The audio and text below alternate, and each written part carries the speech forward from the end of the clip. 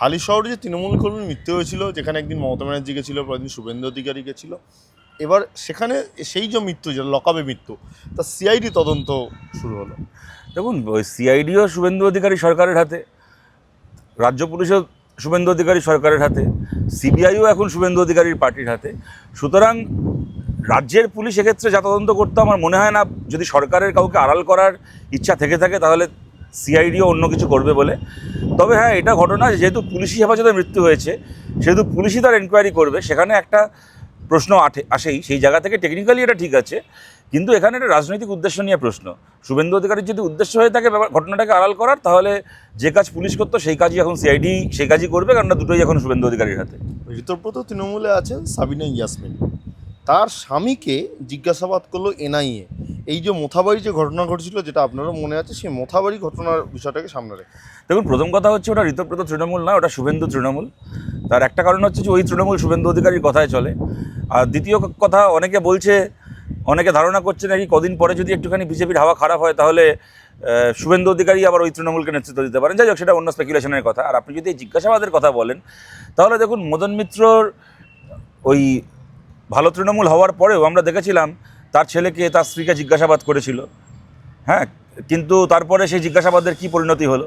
ED CBI সেই যে জিজ্ঞাসাবাদ করলো, আমরা তখনই জানতাম যে জিজ্ঞাসাবাদটা লোক দেখানো, আলটিমেটলি জিজ্ঞাসাবাদে একটুখানি অ্যাটেন্ড করে বাড়ি চলে আসবে, তারপরে তদন্ত থেমে যাবে। সেরকম সাবিনা ইয়াসমিনের স্বামীর বেলাও একই ঘটনা ঘটবে। এদেরকে দেখাতে হবে যে আমরা কোনো সেটিং করছি না, কিন্তু কি হচ্ছে তলে তলে গোটা বাংলার মানুষ জানে।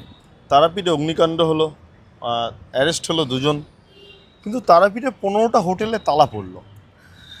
দেখুন, 15টা বলে শুধুমাত্র না, তারাপীঠে, রামপুরহাটে এবং বাংলার এই ধরনের বিভিন্ন জায়গা, যেখানে কখনো কোথাও বড় মন্দির আছে বলে, কখনো ঐতিহাসিক জায়গা, সেগুলো জায়গা বলে বহু হোটেল ওখানে চলছে, বহু রিসোর্ট চলছে। ওখানে কোনো রকম কোনো ফায়ার সেফটি মেজার ছাড়া, কোনো রকম কোনো যা প্রোটোকল রয়েছে সরকারের, যা সুরক্ষা বন্দোবস্ত রয়েছে বাধ্যতামূলক, সেগুলো তোয়াক্কা না করে শয়ে শয়ে হাজারে হাজারে চলছে। এগুলোর বেশিরভাগেরই মালিক হচ্ছে তৃণমূল কংগ্রেসের একদিনকার ওই চেয়ারম্যান, কাউন্সিলর আর এমএলএ, তারা বকলমে এগুলোর মালিক ছিল।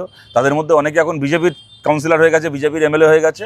সুতরাং আমরা মনে করি যে এই কদিন আগে আমরা দেখলাম যে টাকিতেও এরকমভাবে বিরাট নোটিশ দিয়ে অনেক নির্দেশ দেওয়া হলো যে এই নদীকে ইচ্ছামতিকে এনক্রোচ করে যেগুলো তৈরি হয়েছে সেই হোটেলগুলোকে, সেগুলো ভেঙে ফেলতে হবে ইত্যাদি ইত্যাদি। কিন্তু কোথায় কী হলো? দুদিন পরে সমস্ত টাকা পয়সা দিয়ে সেটিং হয়ে গেল।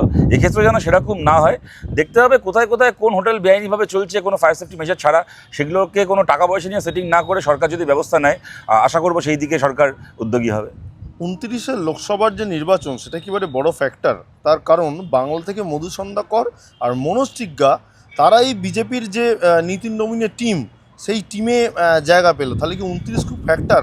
দেখুন, 29শে লোকসভা নির্বাচন ভারতবর্ষের যে কোনো রাজনৈতিক দলের কাছে ফ্যাক্টর, এই নিয়ে তো কোনো সন্দেহ নেই। বাংলা থেকে দুজন জায়গা পেয়েছেন, ভালো কথা। আমাদের সে ওদের দলের ব্যাপার, কাকে জায়গা দেবে না দেবে ওদের ব্যাপার।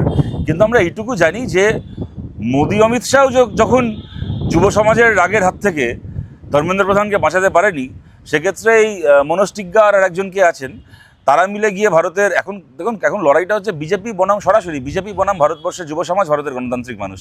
সেখানে নীতিন নবীনের টিমে সে মনোজ টিগ্গা যান কি অন্য কেউ যান না কেন, মোদি অমিত শাহকে যদি ভারতের মানুষ রিজেক্ট করে, তাহলে ওই মনোজ টিগ্গা গিয়ে সেই মোদি অমিত শাহকে রক্ষা করতে পারবে বলে আমাদের মনে হয় না। সিজেপির আজকে একটা প্রশ্নে দিলীপ ঘোষ, বিজেপি নেতা, তিনি বলেছেন যে কমিউনিস্টদের মাথায় এইসবই আসে, তারাই আরশোলা, তারাই ছারপোকা তৈরি করে আর সারা দুনিয়ায় উৎপাত করে। তাদের হাত ধরে অ্যান্টি সোশ্যাল, অ্যান্টি ন্যাশনালরা এসে সমাজে আন্দোলনের নামে উৎখাত করে। এবার প্রশ্ন আপনাকে, এই যে সিজেপির যে আন্দোলন যন্তর মন্তরে, সেটা কি এই অক্সিজেন পেয়েছিল এই বিরোধী ইন্ডি জোট? এবং সেক্ষেত্রে কিন্তু ঝাড়খণ্ডে ছাত্র আন্দোলনের পর এই যে জোট, সেই সরকারের ভাবমূর্তি এবং এই দিলীপ ঘোষের যে মন্তব্য, সেটার পরিপ্রেক্ষিতে কী বলবেন? প্রথম কথা, দিলীপ ঘোষকে ধন্যবাদ। উনি স্বীকার করেছেন যে সারা পৃথিবীতে কমিউনিস্টরা রয়েছে, বামপন্থীরা রয়েছে। দিলীপ ঘোষ এমন একটা পার্টি করেন যে পার্টি ভারতের বাইরে ছেড়ে দিন, নেপালের মতো যেখানে হিন্দু মেজরিটি দেশ, কি ভারতের পৃথিবীর এরকম অনেক দেশ আছে যেখানে 48%, 50% হিন্দু মানুষ বসবাস করেন, সেই সব দেশেও খুঁজে পাওয়া যায় না। এমনকি ভারতের মধ্যেও সব রাজ্যে খুঁজে পাওয়া যায় না। তামিলনাড়ু থেকে শুরু করে, কেরালা থেকে শুরু করে, এরকম অনেক রাজ্য আছে ভারতের মধ্যে যেখানে বিজেপিকে খুঁজে পাওয়া যায় না। সুতরাং প্রথমে দিলীপবাবুকে তার জন্য ধন্যবাদ। উনি কমিউনিস্টদের আন্তর্জাতিক উপস্থিতি সম্পর্কে উনি সচেতন এবং সেটাকে স্বীকার করেছেন। দ্বিতীয় কথা হচ্ছে, দেখুন, দিলীপ ঘোষ বাচ্চা ছেলে, সব বাচ্চা ছেলের কথার কি উত্তর দিয়ে সময় নষ্ট করবো বলুন? উনি যাদেরকে এই সমস্ত আশোলা ছারপোকা বলছেন, সেই আশোলা তারা খেয়ে, সেই ছারপোকার কামড় খেয়ে কদিন আগে মোদি অমিত শাহ বাধ্য হয়েছে মাথা নিচু করে ওদের মন্ত্রীকে বিদায়ের রাস্তা দেখাতে। অমিত শাহ পালিয়ে বেড়াচ্ছে।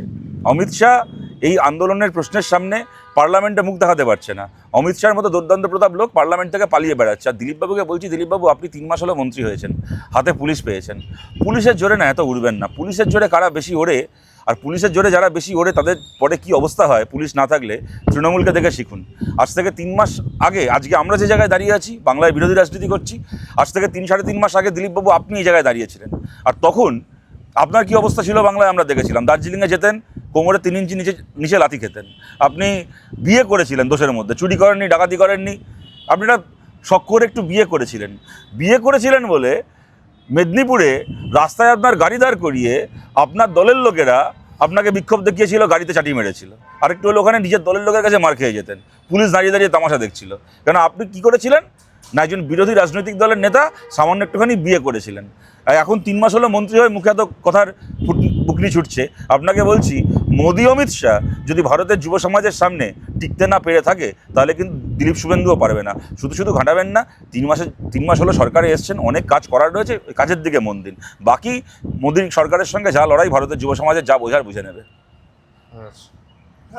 হ্যাঁ।